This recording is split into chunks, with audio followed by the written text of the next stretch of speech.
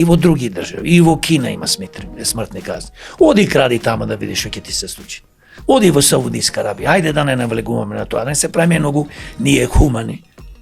Овие државата ни уништија, животите ни уништија, стотици илјади луѓе изумреа по болниците, ради овие зверои што ги скрадија парите, наместо да имаме болници, ни претворија во мртовечици, па сега ќе изигруваме хумани, ајде молим те. Дај веќе еднаш да се освестиме, дај држава да направиме. Кој те тера да крадеш, да уништуваш пред тебе се? Кој те тера, ајде кажи ми. Јас ли ти сум крив што си сиромав и глуп? Кој те тера?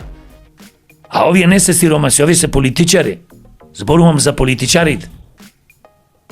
Амнести, па не знам што, нема бе човече за политичар, за функционер, не треба да постои амнестија, бе, какви аболици, какви глупости, бе.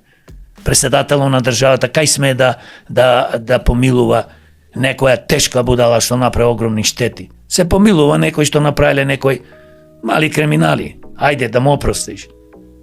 Така да трајче цела приказна е, дајде да ни изигруваме многу хумани, дајде да си ја тераме работата, да си ја спасиме Македонија од овие криминалци, политичари, инаку тешко нас.